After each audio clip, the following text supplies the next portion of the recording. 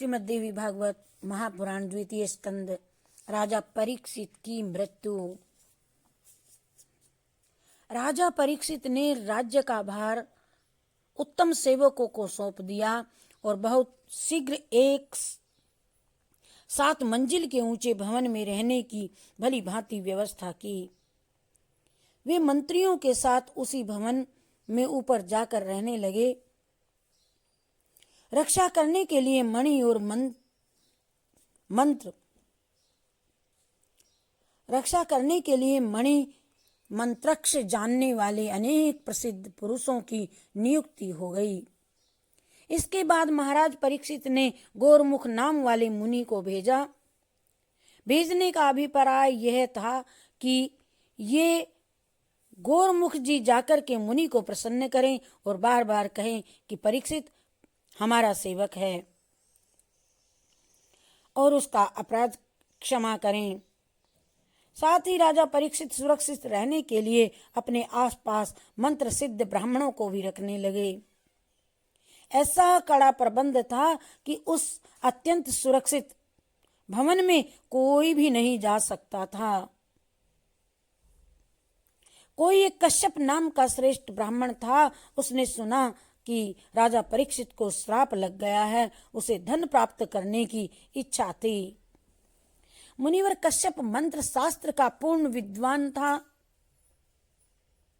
सूत जी कहते हैं, राजा परीक्षित के शाप की बात तक्षक को मालूम हो गई थी। अतः जिस दिन कश्यप अपने घर से चला, उसी दिन तक्षक भी सुंदर मनुष्य का रूप धारण करके घर से निकल पड़ा। राजा परीक्षित के पास जाता हुआ वह कश्यप ब्राह्मण उसे दिखाई पड़ा।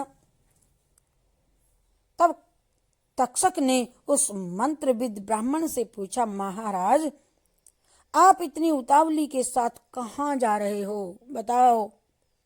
कश्यप ने कहा, महाराज परीक्षित को तक्षक सर्प काटेगा। महाराज के शरीर से उसकी विषाग्नि को दूर करने के लिए मैं अतिशीघ्र वहीं जा रहा हूँ।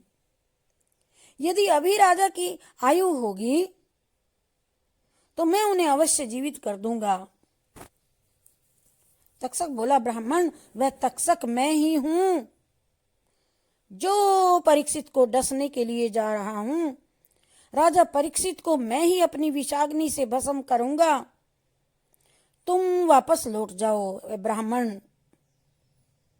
क्योंकि जिसे मैं काट दूं उसकी चिकित्सा करने की तुम में शक्ति नहीं है।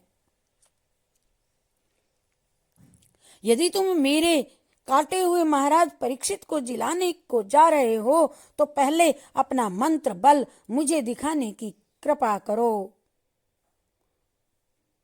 मैं अभी इस वट वृक्ष को अपने विषपूर्ण दांतों से काट करके भस्म कर दूंगा।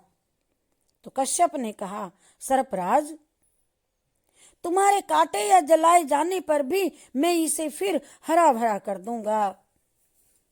सूत जी कहते हैं, तदंतर तक्षक ने उस वृक्ष को काटा और अपनी विषाग्नि से उसे राख बना दिया। सर्प के विष से भस्मीभूत वृक्ष को देख करके कश्यप ने सारी राख बटोर ली और हाथ में जल लिया और मंत्र से अभिमंत्रित कर उस राख पर छिड़क दिया। जल के छींटे पड़ने से उस वट वृक्ष की पुनः पूर्ववत सुंदर स्थिति हो गई। यह सब देख करके तक्षक ने पूछा, ब्राह्मण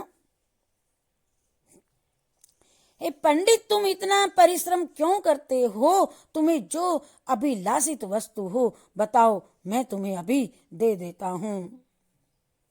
तो कश्यप ने कहा, सर्पराज मुझे धन की आवश्यकता थी।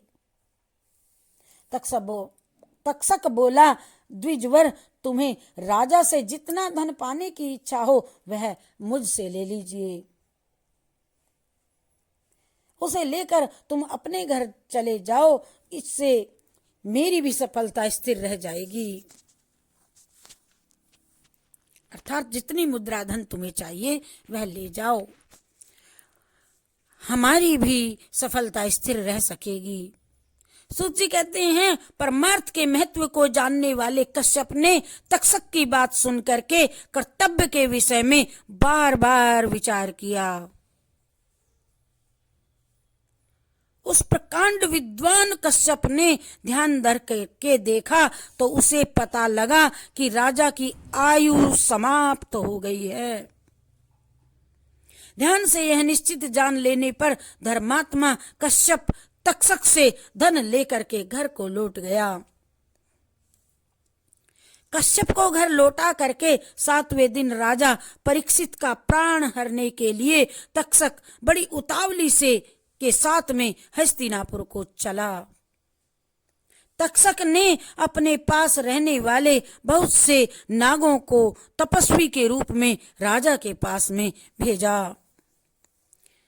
और वे फल फूल लेकर के राजभवन में चले। स्वयं तक्षक एक छोटा सा कीड़ा बन करके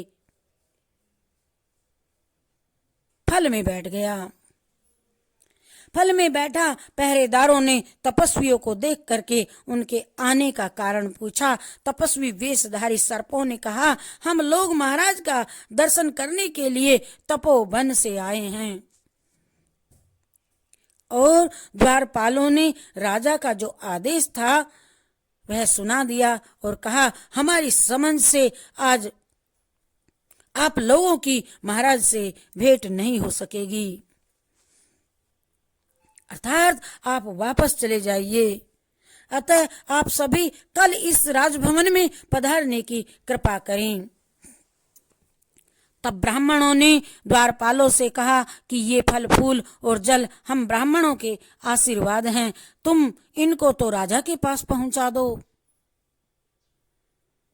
तब द्वारपाल ने उनसे फल फूल लेकर के बड़े सम्मान के साथ महाराज के पास पहुंचा दिए। राजा ने उस फूल को चीरा, फल को उठाया और उनमें से एक छोटा सा भृंगी कीड़ा निकल आया। उनकी आंखें काली थी और शरीर लाल था। सूर्यास्त होते ही वह कीड़ा तक्षक नाग के रूप में परिणित हो गया। उसने राजा के शरीर में लिपटकर उन्हें डस लिया। ये भयंकर सर्प को देख करके मंत्रियों का कलेजा कांप उठा। वे भाग चले। सभी द्वारपाल चित्कार करने लगे। राजा का जीवन समाप्त करके वह सर्प प्राणियों को जलाता हुआ तुरंत आकाश में चला गया।